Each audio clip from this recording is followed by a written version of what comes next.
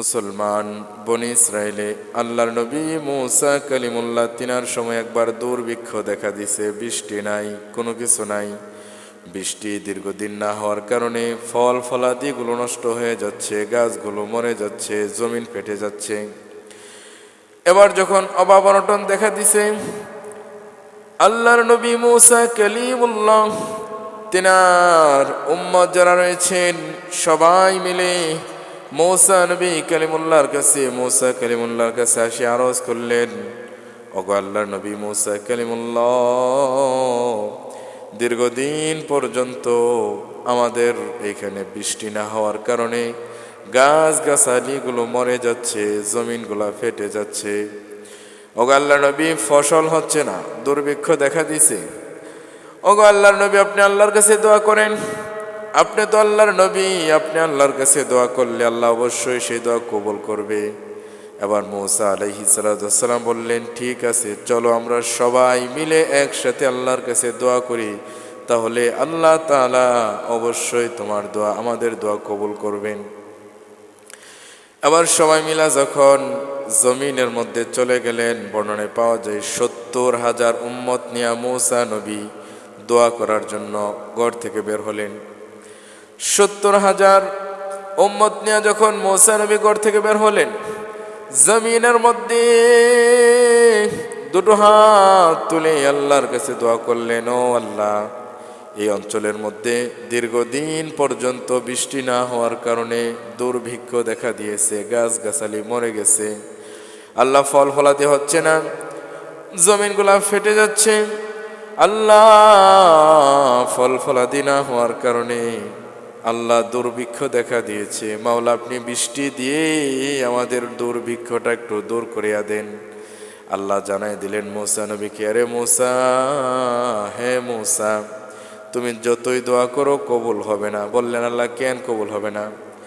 আবার আল্লাহ ডাক দিয়ে বললেন, মুসা, তুমি যাদেরকে নিয়ে দোয়া করতে আসছো, যে মহল্লার লোকদেরকে নিয়ে দোয়া করতে আসছো রে মুসা, এই লোকদের মধ্যে এমন একজন পাপিষ্ট লোক আছে, যেই লোকটা 1 বছর না 2 বছর না লাগাতার 40 বছর পর্যন্ত আমি আল্লাহর নাফরমানি করতেছে।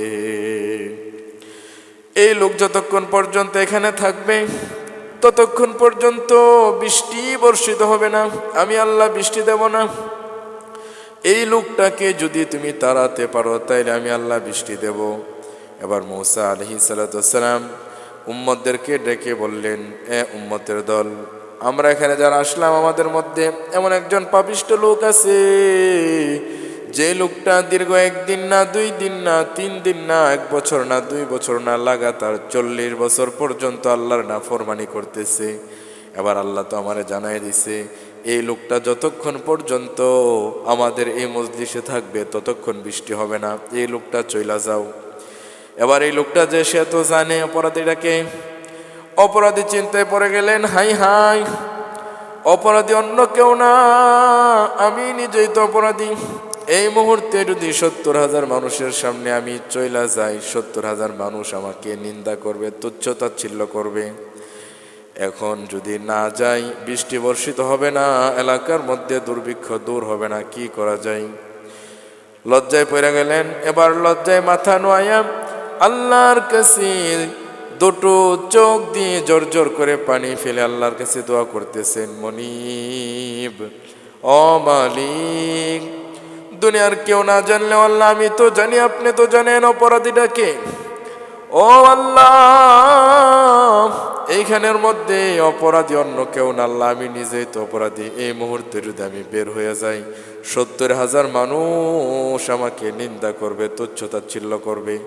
রব্বুল আলামিন, আমি ওয়াদা করতেছি আর জীবনে কোনো দিন গুনাহ করব না, আপনার কথা মতো চলবো, আপনার হুকুম মেনে চলবো। আল্লাহ, আপনি আমার অপরাধগুলো ক্ষমা কইরা দেন। দুটা চোখ দিয়ে যখন জোর জোর করে পানি পড়তেছে, আল্লাহর কাছে খাটিয়ে দিলে তওবা করলেন। তওবা করতে দেরি, আল্লাহর কাছে তার তওবাটা এত পছন্দ হয়েছে, সঙ্গে সঙ্গে আমার আল্লাহ আসমান থেকে বৃষ্টি নাজিল করে দিলেন। সুবহানাল্লাহ।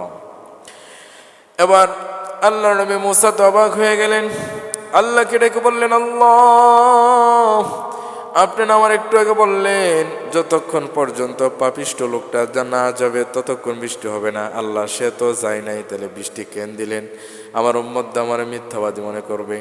আল্লাহ বললেন, মুসা, তুমি তো দেখো নাই যে লোকটা পাপিষ্ট ছিল একটু আগে, এই লোকটা এমন ভাবে আমি আল্লাহর কাছে তওবা করছে, খাটিয়ে দিলে তওবা করছে, যে তওবাটা আমি আল্লাহর কাছে এত পছন্দ হয়েছে, আমি আল্লাহ তার তওবা কবুল না করে পারলাম না, কবুল করে সঙ্গে সঙ্গে আমি আল্লাহ জমিনের মধ্যে বৃষ্টি নাজিল করে দিয়েছি। সুবহান।